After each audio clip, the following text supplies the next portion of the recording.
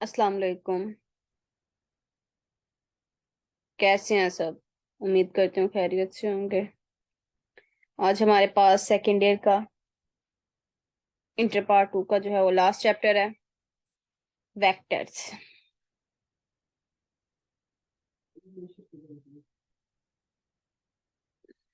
ये जो है हमारे पास चैप्टर है, मैंने आपको बताया था बेसिक्स हैं ये सारी। तो वेक्टर टेंसर जो हमने मेजर सब्जेक्ट पढ़ना है, वेक्टर एनालिसिस, ये उसकी सारी जो है वो बेस इधर दी गई है, ठीक है ना। ये सारा चैप्टर 7 चैप्टर हमारे पास वेक्टर टेंसर में काम आएगा। Introduction. In physics, mathematics and engineering, we counter with two important quantities known as scalar and vectors। दो चीजों को हमें पढ़ना पड़ता है, सबसे ज्यादा मेजर जो है वो क्या है, स्केलर और वेक्टर्स, ठीक है।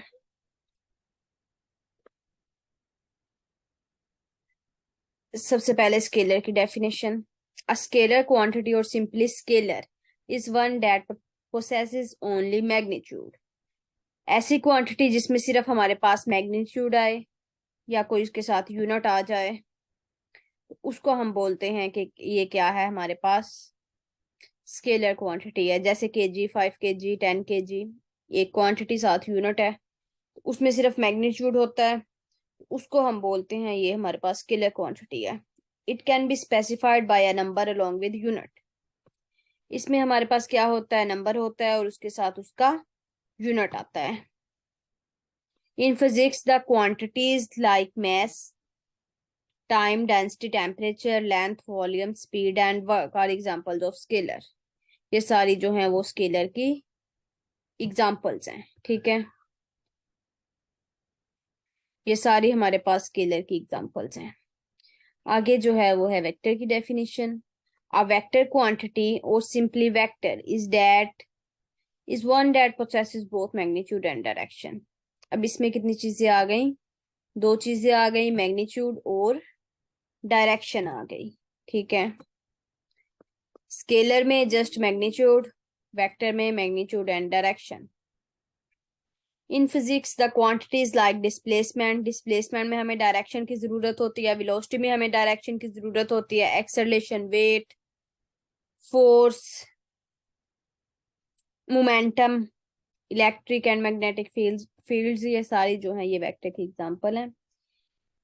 एक आप डिफरेंस देखें, इधर ये मास लिखा है, ये देखें मैस, और ये है वेट। इन दोनों में डिफरेंस होता है। मैथ्स में हमें डायरेक्शन की जरूरत नहीं होती, मैथ्स में जस्ट हम जो है वो यूनिट में मेजर करते हैं। वेट में हमें डायरेक्शन की जरूरत होती है, और वो जो डायरेक्शन है वो मोस्टली जो है वो डाउनवर्ड होती है, क्योंकि वो जो अर्थ की ग्रेविटेशनल फोर्स है वो किसी भी चीज को जब अपनी तरफ खींचती है तब उसका वेट क्रिएट होता है, ठीक है। ये तो हमारे पास है स्केलर और वेक्टर का डिफरेंस। और साथ ही साथ इधर आपको बताती चलूं कि ये स्केलर और जो टेंसर्स हैं, ये दोनों जो हैं ये स्केलर और वेक्टर हैं, ये टेंसर के जो हैं वो स्पेशल केसेस हैं, ठीक है ना। स्केलर को हम, स्केलर की डेफिनेशन इधर इन्होंने लिखी है कि that requires only magnitude. Scalar की डेफिनेशन हम इस तरह भी कर सकते हैं कि tensor of order 0 is known as scalar और tensor of order 1 is known as vector. ये जो है ये टेंसर की फॉर्म में स्केलर एंड वेक्टर की डेफिनेशन है। टेंसर, स्केलर, वेक्टर, ये दोनों भी टेंसर ही हैं। स्केलर में टेंसर ऑफ ऑर्डर 0 और वेक्टर में टेंसर ऑफ ऑर्डर 1, ठीक है। In this section we introduce vectors and their fundamental operations. We begin with geometrical interpretation of vector in plane and space। उनकी ज्योमेट्रिकल इंटरप्रिटेशन देखते हैं। Geometrical interpretation of a vector. Geometrically a vector, ये जो चीज है ये interview के लिए इंपॉर्टेंट है, ठीक है। इंटरव्यू में पूछा जाता है ज्योमेट्रिकल इंटरप्रिटेशन बताएं, वेक्टर जो है वो कैसे एक्ट करता है, क्या उसका रोल है। Geometrically a vector is represented by a directed line segment A B with A its initial point and B its terminal point. जहां से वेक्टर स्टार्ट हो रहा होता है उसे इनिशियल पॉइंट बोलते हैं, जहां पे एंड हो रहा होता है या जहां पे हम एरो लगाते हैं कि इस तरफ इसकी डायरेक्शन है उसको हम टर्मिनल पॉइंट बोलते हैं। It is often found convenient to denote a vector by an arrow and is written either as AB or as a boldface symbol। ये उसको लिखने के तरीके हैं। द मैग्नीट्यूड, लेंथ, नॉर्म, ये तीनों जो हैं वो एक ही चीज है, मैग्नीट्यूड भी, लेंथ भी और नॉर्म भी। ऑफ अ वेक्टर, उसको क्या, हम उसका क्या करते हैं, उस वेक्टर की जो है वो एब्सोल्यूट वैल्यू लेते हैं, उसको हम बोलते हैं ये इस वेक्टर की या मैग्नीट्यूड है, लेंथ है या फिर नॉर्म है।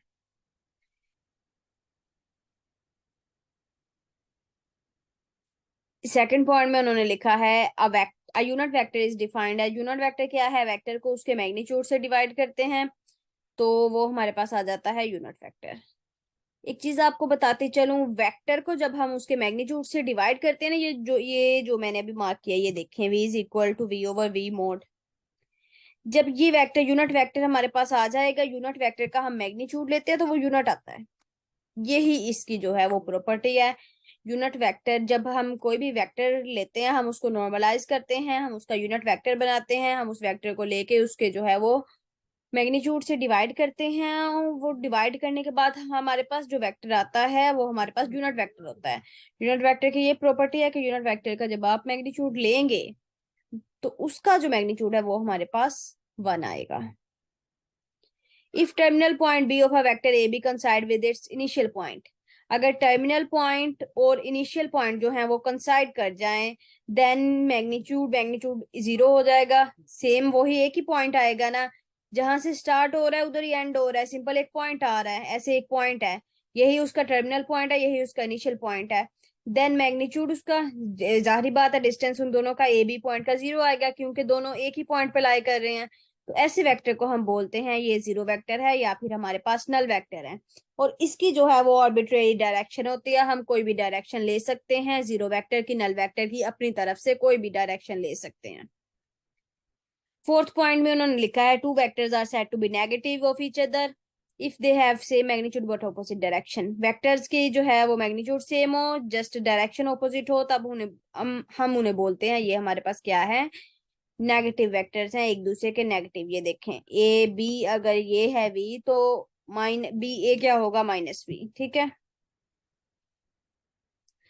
Multiplication of a vector by a scalar, scalar मतलब किसी भी नंबर से, वेक्टर को जब हम किसी भी नंबर से मल्टीप्लाई करते हैं, किसी भी स्केलर से मल्टीप्लाई करते हैं तो सिंपल वही जो है मल्टीप्लीकेशन हम जो करते हैं दो नंबर्स की वही होगी।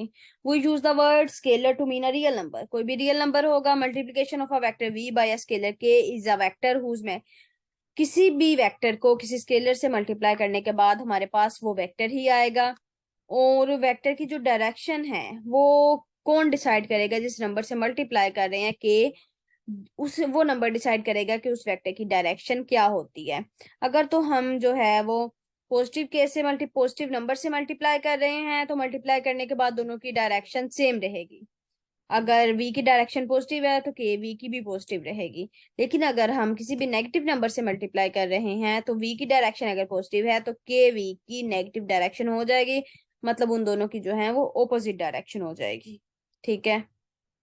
अगर हमारे पास ये वेक्टर है, ठीक है ना, ये सिंपल एक वेक्टर है हमारे पास जिसकी डायरेक्शन हमारे पास ये है। ठीक है। तो फर्स्ट कंडीशन में क्या है कि हमने के से मल्टीप्लाई किया तो के जो है वो ग्रेटर देन 0 है, वो पॉजिटिव नंबर है तो उसकी डायरेक्शन भी जो है वो सेम रहेगी उसी तरफ, जस्ट उसकी जो मैग्नीट्यूड है वो ज्यादा हो जाएगा इस तरह। ठीक है। लेकिन अगर हम किसी नेगेटिव नंबर से मल्टीप्लाई कर रहे हैं तो नेगेटिव नंबर से मल्टीप्लाई करने तो जो ओरिजिनल वेक्टर है वही उसकी डायरेक्शन जो है वो पहली डायरेक्शन जो उसकी थी उसके ऑपोजिट हो जाएगी इस तरह, मतलब दूसरी तरफ उसकी डायरेक्शन हो जाएगी। उसके बाद हमारे पास है इक्वल वेक्टर्स। दो वेक्टर का मैग्नीट्यूड बराबर हो, ये देखें A B is equal to C D, दो वेक्टर्स हैं, दोनों का मैग्नीट्यूड बराबर है और डायरेक्शन भी सेम है। ठीक है, तब हम इसे कहते हैं दो वेक्टर्स जो हैं वो हमारे पास इक्वल वेक्टर्स हैं। उसके बाद हमारे पास है parallel vectors. Two vectors are parallel if and only if they are non zero scalar multiple of each other. Non zero scalar multiple मतलब एक वेक्टर है उसको किसी भी नॉन जीरो नंबर से मल्टीप्लाई करने से हमारे पास दूसरा वेक्टर आ जाए, दोनों की डायरेक्शन सेम हो। ये देखें ये क्या है ए बी, इसको -1 से मल्टीप्लाई किया, -1 से मल्टीप्लाई किया तो -ab आ गया। अब ये एंटी पैरेलल हो गए क्योंकि डायरेक्शन जो है वो इसकी रिवर्स हो गई। ए बी और minus A B anti parallel हैं। अगर ए बी लें और 3/2 ए बी लें, देखें दोनों की डायरेक्शन सेम है, ठीक है, तो ये जो है ये पैरेलल वेक्टर्स हैं। ये 3/2 एक नॉन जीरो स्केलर नंबर लिया है जिसे मल्टीप्लाई करने के बाद हमारे पास पैरेलल वेक्टर्स आ गए हैं। एक वेक्टर जो है वो खुद के पैरेलल भी होता है। Addition and subtraction of two vectors. दो वेक्टर्स को ऐड करने का तरीका क्या है? Triangle law of addition use करते हैं। दो वेक्टर हैं ए से बी, एक वेक्टर है उसका इनिशियल पॉइंट है ए, उसका टर्मिनल पॉइंट है बी। अब उसके टर्मिनल पॉइंट से एक दूसरा वेक्टर स्टार्ट हो रहा है बी से सी, जिसका इनिशियल पॉइंट बी है और टर्मिनल पॉइंट सी है। तो हम उनको क्या करते हैं, हम उनको ट्रायंगल बना के उससे ऐड करते हैं। ये देखें, ए से सी को मिला दिया, फिर ए से सी की जो है वो लेंथ मेजर की, उसको हम बोलते हैं, ये हमारे पास ट्रायंगल ला से हमने इसको ऐड कर लिया, ये दो वेक्टर की एडिशन है। ठीक है, सिंपली अगर हम दो वेक्टर्स को ऐड कर देते हैं तो वो भी हमारे पास क्या है, दो वेक्टर्स जो हैं वो अगर ज्योमेट्रिकली ऐड करें तो ट्रायंगल ला से ऐड करते हैं, नहीं तो सिंपल हम दो वेक्टर्स को ऐड करके उनकी जो है वो मैग्नीट्यूड फाइंड कर लेते हैं। Parallelogram law of addition. पहले तो हमने सिंपल जो है वो ट्रायंगल ड्रा कर ली। हमने क्या किया, हमने कहा दो वेक्टर्स हैं, एक वेक्टर का टर्मिनल पॉइंट इनिशियल पॉइंट, फिर टर्मिनल पॉइंट, फिर दूसरे वेक्टर का टर्मिनल इनिशियल पॉइंट जो है वो पहले वेक्टर के टर्मिनल पॉइंट से कंसाइड कर रहा है, फिर उधर हम यूज करते हैं ट्रायंगल लॉ ऑफ एडिशन। लेकिन अगर दोनों का इनिशियल पॉइंट सेम हो, ठीक है, ट्रायंगल हम ड्रा फिर नहीं कर सकते। फिर उधर हम क्या करते हैं, उधर हम ये देखें ए सी हमारे पास एक वेक्टर है और उधर से ए ही दूसरे जो वेक्टर ए बी का इनिशियल पॉइंट है, तो ये देखें ए दोनों का जो है वो कॉमन पॉइंट है। अब इधर से हमने क्या किया, ए बी को हमने पैरेलल मूव किया, तो ए बी को हम सेम मैग्नीट्यूड से जस्ट उसको क्या किया, उसको ट्रांसलेट करके हम सी डी की पोजीशन पे ले आए। इधर से फिर हमने पैरेललोग्राम हमारे पास बन गई, ए सी को पैरेलल मूव किया तो ये हमारे पास बी डी बन गए। तो हमने पैरेललोग्राम का जो डायगोनल ड्रा किया वो ए डी आया, और ए डी जो है वो ए सी और बी सी का जो ए सी और ए बी का ए सी और ए बी का जो है वो ए डी हमारे पास क्या है, रिजल्टेंट वेक्टर है। और इसी तरह इनको ऐड किया, ठीक है। This law was used by Aristotle to describe the combined action of two forces. ये लॉ जो है ये फर्स्ट टाइम एरिस्टोटल ने यूज किया। कंबाइंड एक्शन था जो टू फोर्सेस का, उनको जो है वो एक्सप्लेन करने के लिए अरिस्टोटल ने इसको यूज किया। Subtraction of two vector, same subtraction भी अच्छी है, दूसरे वेक्टर को क्या करके नेगेटिव करके उसमें से सिंपल जो है वो हम माइनस, जैसे दो नंबर्स को करते हैं वैसे कर देते हैं, कोरस्पोंडिंग कंपोनेंट्स को हम माइनस कर देते हैं। Position vector, the vector whose initial point is on the origin, initial point जो है वो उसका ओरिजिन पे लाई करे, और टर्मिनल पॉइंट जो है वो उसका पी हो, कहीं भी कोऑर्डिनेट एक्सिस में, कहीं भी कोऑर्डिनेट प्लेन में लाई करे, तो ऐसे वेक्टर को हम बोलते हैं, ये हमारे पास क्या है, पोजीशन वेक्टर है। ठीक है, ये देखें, ये ओरिजिन पे वेक्टर का जो है वो इनिशियल पॉइंट है और पी जो है वो उसका टर्मिनल पॉइंट है।